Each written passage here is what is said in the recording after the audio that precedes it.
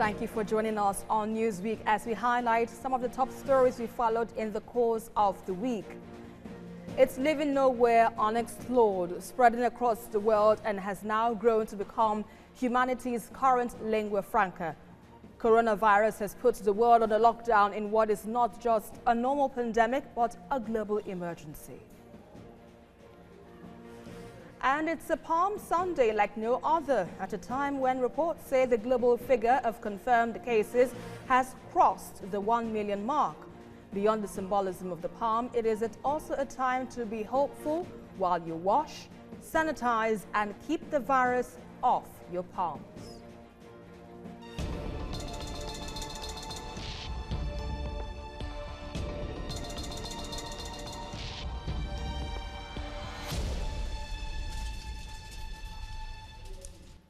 The coronavirus pandemic may have reached more than 1 million confirmed cases in 181 countries and at least 53,000 people killed.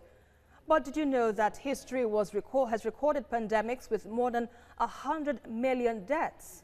Ola Wakon takes a look at some pandemics in history and their devastating effects on humanity. More than 1 million cases and thousands of deaths across the world caused by the outbreak of COVID-19. This is still threatening the existence of humanity with the global economy virtually locked down. But as the world grapples with the pandemic, as declared by the World Health Organization, more devastating pandemics and epidemics have appeared in history. 36 million deaths caused by HIV/AIDS, which was first identified in Democratic Republic of the Congo in 1976. Currently, more than 30 million people are still living with the pandemic, majority of whom are in sub-Saharan Africa, where 5% of the population is infected. Between 2005 and 2012, the annual global death from the pandemic dropped from 2.2 million to 1.6 million. In 1968, 1 million deaths were caused by a Category 2 flu pandemic, sometimes referred to as the Hong Kong flu. It was caused by the H3N2 strain of the influenza A virus, a genetic offshoot of the H2N2 subtype. From the first reported case on the 13th of July 1968 in Hong Kong, it took only 17 days before outbreaks of the virus were reported in Singapore and Vietnam, and within 3 months had spread to the Philippines, India, Australia, Europe, and the United States. Asian flu was a pandemic outbreak of influenza A of the H2N2 subtype that originated in China in 1956 and lasted until 1958. According to the World Health Organization, approximately 2 million deaths, 69,800 of those in the US alone, were recorded. In its 2-year spree, Asian flu traveled from the Chinese province of Guizhou to Singapore, Hong Kong, and the United States. Between 1918 and 1920, an estimated 500 million people became victims of the Spanish flu, which struck from the South Seas to the North Pole. More than 100 million people died, and in some cases, whole indigenous communities were wiped out by the pandemic. Its spread was enhanced by the cramped conditions of soldiers and poor wartime nutrition that many people were experiencing during World War I. The flu pandemic knocked down completely healthy young adults, while leaving children and those with weaker immune systems still alive. There was a 6th cholera pandemic wiping almost 1 million people in India between 1910 and 1911. It originated in India before spreading to the Middle East, North Africa, Eastern Europe, and Russia. The pandemic was also the source of the last American outbreak of cholera.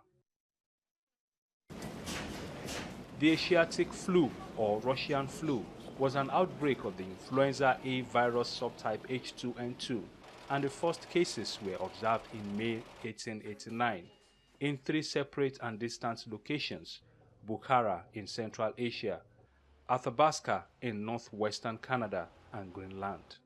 It was the first true epidemic in the era of bacteriology, and much was learned from it. it claimed the lives of over 1 million individuals. The third cholera pandemic with 1 million death toll was considered the deadliest of the 7 cholera pandemics. It lasted from 1852 to 1860. Like the first and second pandemics, the third cholera pandemic originated in India, spreading from the Ganges River Delta before tearing through Asia, Europe, North America, and Africa.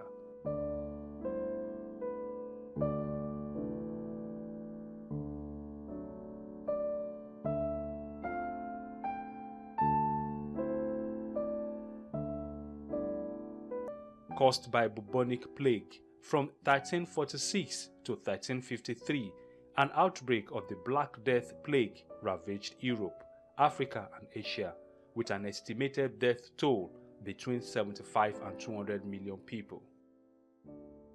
The plague of Justinian killed perhaps half the population of Europe, a quarter of the population of the Eastern Mediterranean, and an estimated 5,000 people per day were killed in the city of Constantinople, and eventually resulting in the death of 40% of the city's population. It was an outbreak of the bubonic plague that afflicted the Byzantine Empire, killing up to 25 million people in its year-long reign of terror. In 165 AD, the Antonine Plague was an ancient pandemic that affected Asia Minor, Egypt, Greece, and Italy, and is thought to have been either smallpox or measles, though the true cause is still unknown. It killed over 5 million people and decimating the Roman army. With the trends of these pandemics and many others as well as epidemics that could not be covered here, it is certain that the coronavirus is a phase that will pass, adding to the number of plagues that have befallen humanity at different points in time. Ola Awakon, TVC News. Well, joining me in the studio to discuss this, I have Cyril Abaku, Senior Researcher at TVC News. And I also have Tony Daniel, lawyer and public affairs analyst, and he's also joining me to discuss this issue as well. So let's begin with you, Cyril. These cases right now have surpassed the 1 million mark globally. Now, just tell me, how devastating is this pandemic? Well, Esther, you could see from Ola Awakon's package, it's not every time that there's an outbreak of a disease that locks down an entire nation, that locks down an entire continent, that locks down an entire region, much less the global economy as a whole. It's a sobering moment for world history and for leaders, because if you look at how far the world developed after World War II, there are countries in this world that have weapons that at the press of just a button, the whole of human civilization can come to an end. But here we are confronted by an enemy that appears to be uniting us, and yet we are powerless before it. This is an enemy that the physical eyes can't see, but it has ravaged. Airlines are shut, businesses have gone bankrupt, jobs have been lost, you know, and everybody is told to stay at home.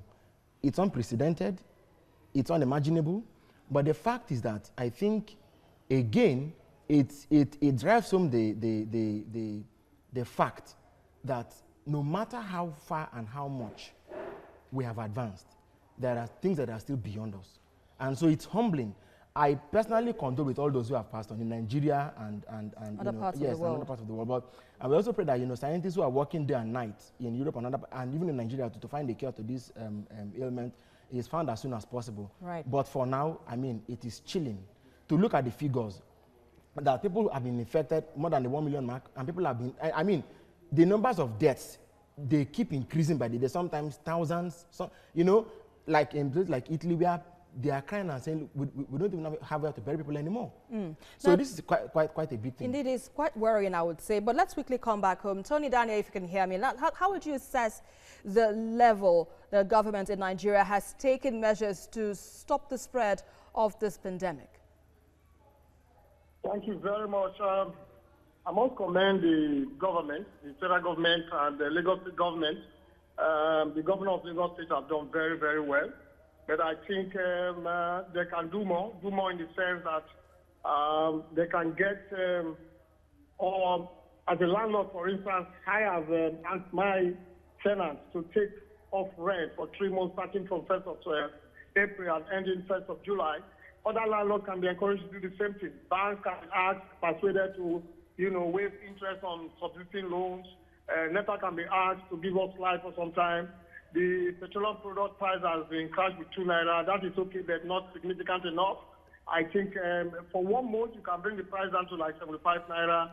All this will naturally impact on the restrictive order, which will be complied with voluntarily. And again, the idea of designated centers for distribution of food and other things is encouraging crowd, and we are trying to discourage crowded gatherings, and we know the obvious risk of that. So I believe every street has an ESCO, every estate has an ESCO. This can be positively exploited so that persons can be talked to voluntarily comply, food can be distributed seamlessly and all that. Then I also think it is easy for government to execute the, we've been hearing of the arrangements to pay money to Nigerians, and I know they have been having issues with how to really pay out this money. We gather that they are sharing cash, which is not really too good. I believe every Nigerian that has a bank account, we are not less than 40 million. And every Nigerian that has a bank account has a BVN. So to avoid the duplicity of payment, where every person has one BVN, even if you have 10 accounts. So the BVN can be used to pay people some tokens, And if you say you want to look at the poor Nigerians, how do you assess the poor? The banks can come in to assist in this way. Banks can right, point taken there, Tony Daniel. But, looking at these economic concerns you've raised now, let's look at the issues pertaining to the lockdown, which we have in Lagos and, of course, Abuja, which is, the commercial city of Lagos, and Abuja, which is also the center of the capital territory of the country right now. But right now, we know that the numbers keep rising, and there are fears that the lockdown could be extended to maybe perhaps weeks or even months. What are your thoughts on the likely possibilities here? Yes, despite the fact that we are ill-equipped for pandemics like this, I must say that we've done relatively well, and the restrictive order should be enforced, but in a persuasive manner. And we are beginning to, what is happening now, I'm not a scientist, but what is happening now is that the number of persons that have been affected so far will be easily identified if we all stay at home. And the spread will be limited, such that those identified can be taken care of. And one good thing is that I'm impressed that some of the persons that have tested positive have been treated successfully and they are testing positive. And this should not make people to think there is a cure for coronavirus. Once it has eaten into your system, you can no longer be cured. But if you identify it at the early stages, then there is chances that the person can be cured. So I think commercial activities naturally have been disrupted, not only in Nigeria, globally. So it is a global issue, and the international community have, commended Nigeria for the efforts we are making, and they have also promised to assist. And then also impressive is the fact that private companies and individuals have assisted to Dangote and the likes. So the only thing I just want to say is that to encourage people to stay at home, the method of distributing food should be changed from what we have now. Payments should be made seamlessly and easily if the government are really sincere about making payments. Right, let's quickly get your own perspectives on this now, Cyril. From what we understand, from what he's pointed out, big companies and individuals are supporting the fight against the spread of the pandemic in the country as we speak. But what other innovative ways would you think, or do you think indigenous companies in Nigeria can do to support the fight against COVID-19? Well, the first thing is that I think since the president's speech came exactly a week ago, and there was talk about stay at home, which was basically the other, and then observe social distancing, which is a global guideline.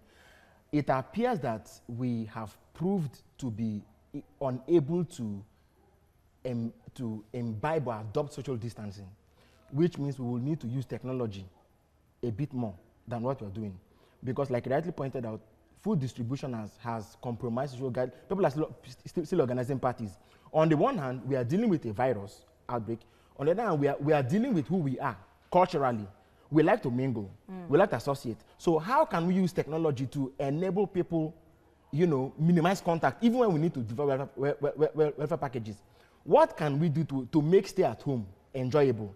So for instance, it won't cost federal government anything if the NBC and the Ministry of Information come together to say they're going to set up, let's say, a television station available on all digital platforms and terrestrial, free of charge, even on YouTube. Just go and watch soft the content. Ministry of Information has already talked about that you know, the local contents like NTA. I'm talking of a dedicated channel. Okay. People can, so you know you're tuning, you know, so if you're home, you know, because sometimes news can also depress people. So if you went to a purpose-made vehicle for that, once you tune in, there is soft content there, you can relax. Somebody in the UK committed suicide, I think yesterday or 2 days ago. Of course, there were underlying issues, but the person committed suicide because of coronavirus. Staying at home was too much a burden to bear. And so, you know, our people so we need to be ahead of the curve. That's one. Then number two, how can we also make sure that we are using all the available social structures available in Nigeria to make sure that if an Yasukira, for instance, sells Ewago on the street, how can the street ESCO help? Maybe we give her money, she prepares, and then you know we can distribute it instead of waiting for a truck that's coming from somewhere. Once that truck arrives on the street, the whole street goes to throng it, and then so we need to be more creative in thinking out how we are going to do this virus. The fact is that we've been lucky that we're able to treat quickly and discharge. That's a good one. And the fact that the spread has been limited to a great extent. But God forbid, if this thing gets to any of the slums, you see in South Africa now, for instance, they are doing mobile testing because they're not serious pressure. Hopefully, we won't come to that point, but we must do everything we can to ensure that we don't get to that point. Let's quickly take a short break. Still to come, a Palm Sunday like no other, and at a time when reports say the global figure of confirmed COVID-19 cases have crossed the 1 million mark. Beyond the symbolism of the palm, it's also a time to be hopeful while you wash, sanitize, and keep virus off your palms.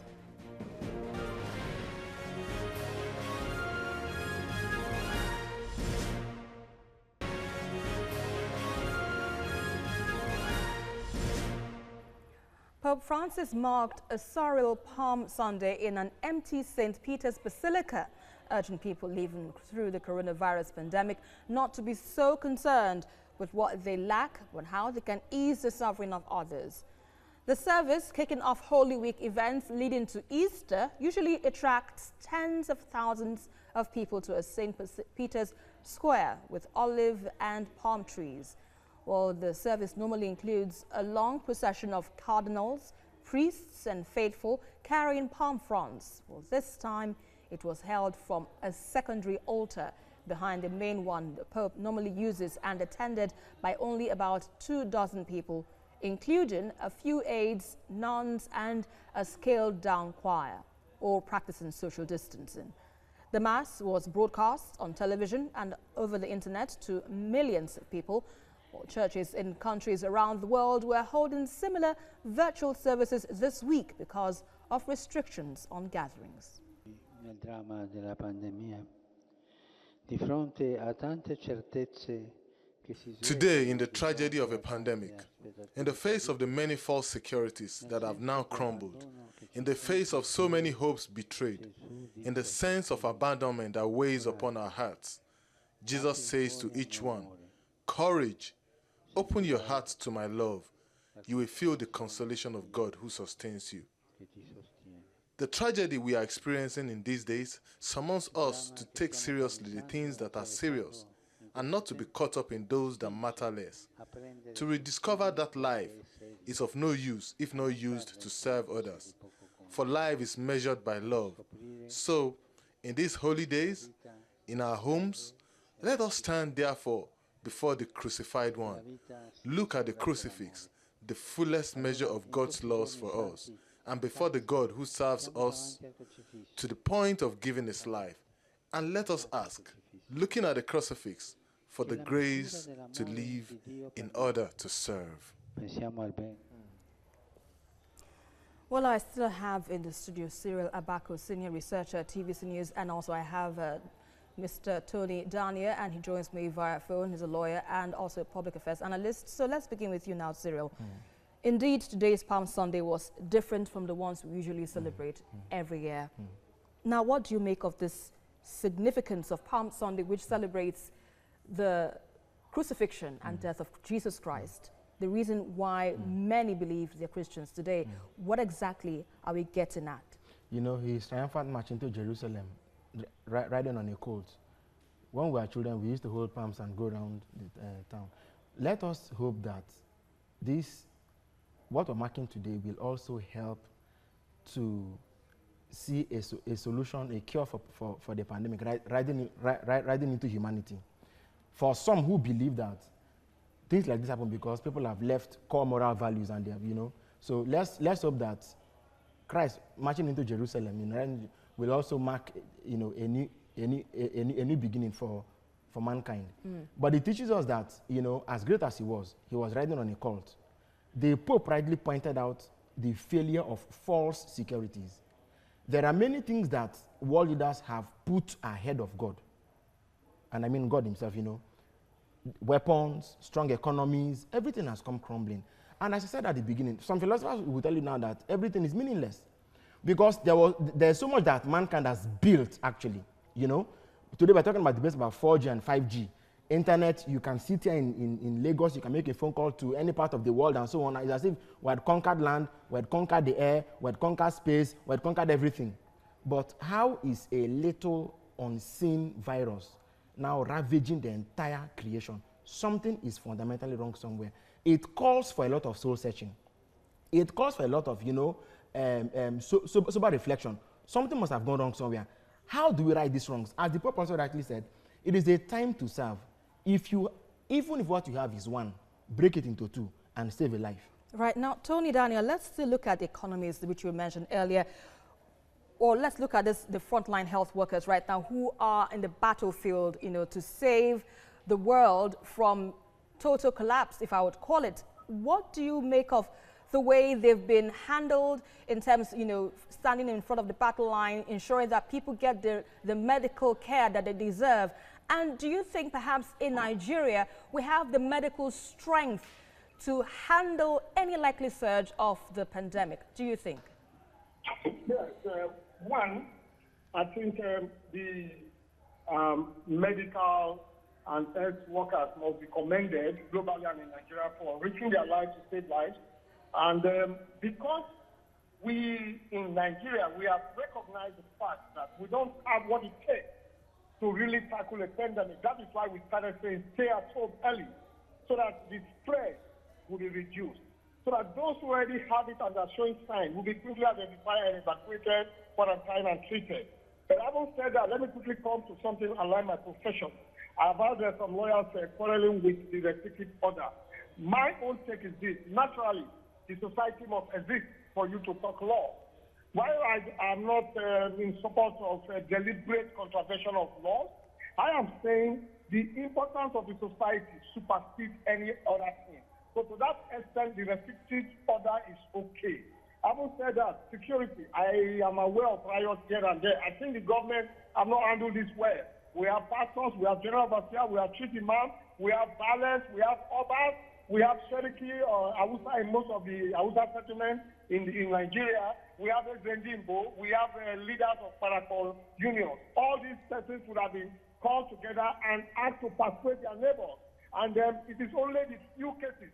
And even at the few cases, I was impressed with what the Deputy Commissioner of Police did one time. He persuaded the boys playing football.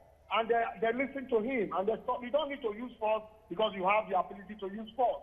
Let force be a very last resort. Persuade people so that they can understand the risk they face, so that they can voluntarily comply. Then you can now deal with extreme cases.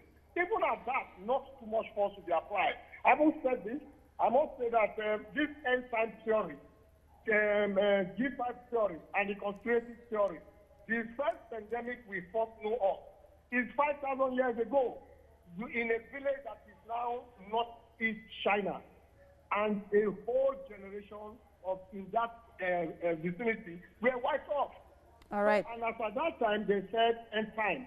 All right. And then about when SARS came up, the severe acute respiratory syndrome, ensign was brought in. And when MERS came up, Middle East respiratory syndrome, the same thing. They will continue to say ensign. All right, that's a fine place to leave it, Tony Daniel. I'm afraid we cannot continue further because of time restraints. So let's wrap up the show, Cyril. When this pandemic is over, definitely it will change the face of things. Yes, how do you think economies can bounce back? Okay, so already the G20 leaders have talked about stimulus packages. I mean, across the world, stimulus packages are coming up. It's a normal model for reawakening the economy. That's going to be there. But I think that the road to that recovery will be when each of us begin to own the process. The pandemic must be over for us to even talk about recovery. How is it going to come to an end? Esther, at this point, I think that each of us must realize that we have a role to play in bringing this pandemic to an end.